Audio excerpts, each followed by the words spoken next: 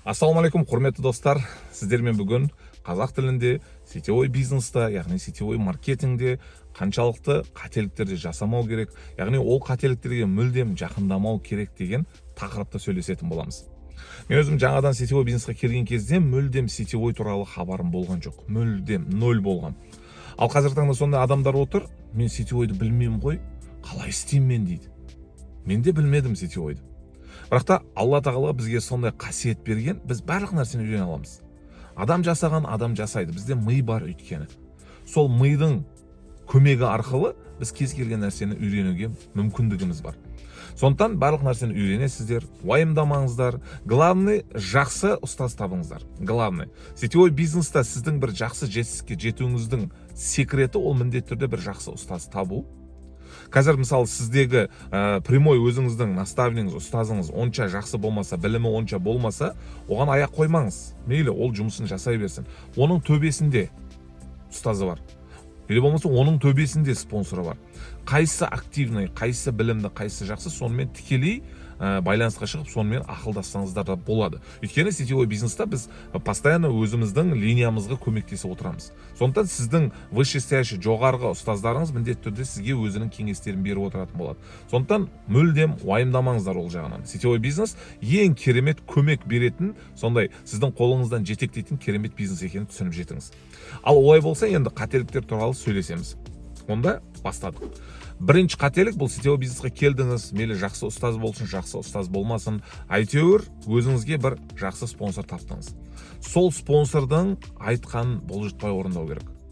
Қазір таңда көп адам сол нәрсені орындамайды, по-своему көп адам кетеді, өзінің білгенімен, жан-жақтан бірдеңкелерді естіп алады, бір видеороликтер көріп алады, и содан кейін ол былай жасаса болады екен ғой дейді. Ана ұстазының жасап жатқан системасынан шығып, басқа бір жолға кіріп кетеді. Ол үлкен қателік. Бұл нәрсе менің басымнан, лично өзімнің басымнан өткен. Ондай қателікке жол қоймаңыздар. Бұл үлкен қателік болады. Ешқашан жетістікке жете алмайсыздар, ешқашан табысты бола алмайсыздар. Мысалы, сіздің ұстазыңыз қазіргі таңда бәлкім айына $2000, $3000, $5000, $10,000 ақша тауып тұрған шығар. Ол значит, жұмыс жасайтын системада жүр. Егер жұмыс жасамағанда, оның айтып жатқан система, сізге үйретіп жатқан системасы, значит, ол $10,000 ақша таба алмайтын еді. Демек, сізде сондай ақша таба аласыз, егерде сол спонсорыңыздың айтқанын бұлжытпай орындасаңыз. Сондықтан бірінші қателік спонсордың айтқанын орындамау. Егер сіз сол нәрсені жасамасаңыз, ол қателіктен арыласыз. Яғни бұл айтады ғой, өзіңнің жасаған қателігінен көре дейді, біреудің жасаған қателігінен өрнек алып жүрген дейді. Сол кезде сіз өте ақылды адам боласыз. Екінші қателік, бұл семинарларды қалдыру. Егерде сіз сетевой бизнесқа келгеннен кейін семинарға қатыспасаңыз, өзіңізді дамытпасаңыз, әрбір мына сетевой бизнеста өзіңіздің сол салаңызда даму үстінде тұрмайтын болсаңыз, сіз үлкен қателікке жол қоясыз. Қандай семинар болсын, ол сіздің жоғарғы спонсорларыңыздың семинары, ол компанияның семинары, разница жоқ. Қандай именно сіздің осы сетевой маркетингі, яғни сіздің компанияңызға өте пайдасы тиетін семинар болатын болса, міндетті түрде сол семинарға бару керек. И тек қана өзіңіз емес, сол нәрсені командаға да үйрету керек.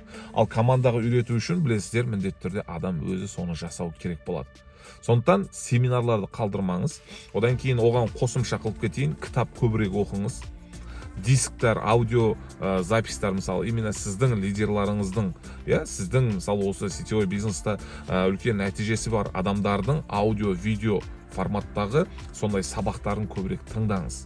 Бұл да сізге сол как семинар есебінде де дополнительно қосымша кетеді. Именно соларды тыңдамау, соларға көңіл бөлмеу, соларға уақыт бөлмеу, ол сетевой бизнеста ешқандай сіз нәтижеге жеткізбейді, и сіздің тағы да бір үлкен қателігіңіздің бірі болады. Ал үшінші үлкен қателік, бұл өзіңіздің параллельный командаларыңызбен, яғни өзіңіздің тікелей спонсорыңыз емес, параллельный командалармен постоянно қарым-қатынасты, наоборот, жақсы жақ емес, өзгертіп, өсек айтып, бірін-бірін жамандап, сөйтіп уақытыңызды көп өткізетін болсаңыз, бұл да үшінші үлкен қателік болады.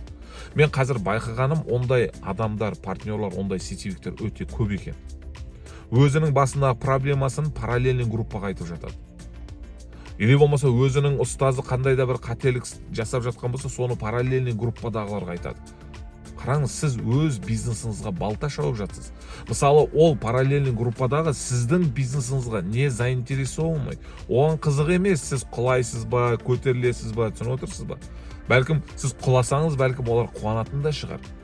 Сол үшін ешқашан өзіңіздің спонсорыңыздың арасындағы, өзіңіздің командаңыздың арасындағы әңгімені параллельный группамен сөйлеспеңіз.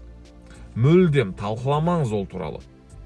Егер сондай нәрселерді көбірек жасап отырған болсаңыз, тез тоқтатыңыз, міндетті түрде. Сондай қателіктердің артында адам сынып кетеді. Кәдімгідей бизнес жасағысы келмей кетеді. Егер де сізге солар дұрыс емес бір қате пікір айтатын болса, қате кеңес беретін болса, сіз наоборот оның сөзіне сеніп, мына өзіңіздің командаңыз, спонсорыңызға сенбей қаласыз, и соның кесірінен сіздің бизнесіңіз тоқтайды. Основной 3 қателік. Енді қателіктер өте көп, достар. Негізіне өте көп. Мен осы 3 қателікті сіздермен бөліскім келді. Главный осы 3 қателік жасамаңыз. Ең үлкен қателіктер осылар, достар. Егер де сіз осыларды жасамай, осыларды егер жасап жатқан болсаңыз, дұрыстайтын болсаңыз, көресіз, 1-2 ай өтпей, сіздің бизнесіңізде үлкен жетістіктер пайда бола бастайды. Үлкен нәтижелер пайда бола бастайды.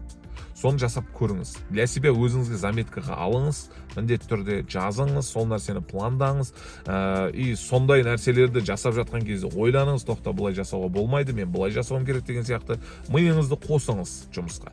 Сол кезде мынадай результат болады.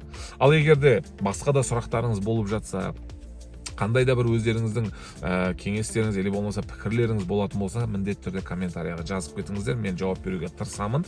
Содан кейін, егер де әлі сетевик болмасаңыз, әлі сетевой компанияға, қандай компанияға кірсем екен, қандай спонсор таңдасам екен деп ойланып жүрген болсаңыз, біздің командаға келіңіз. Біз сізге барлығын пошагово үйретеміз. Сізді жақсы нәтижеге шығаруға, Құдай қаласа, жан таласамыз сізбен біргелікте. Ол үшін менімен тікелей байланыссаңыздар болады. Осы видеоның астына мен WhatsApp номерімдің ссылкасын и Instagram парақшамның ссылкаларын қалдырып кететін боламын. Сіздерге осы видео ұнады деп ойлаймын. Ұнаған болса лайк басып, достарыңызбен бөлісіңіздер, командаларыңызға таратыңыздар. Иншалла соның артында қаншама адам өз қателіктерін дұрыстаса, біз оған өте қуаныштымыз. Келесіде көріскенше сау болайық.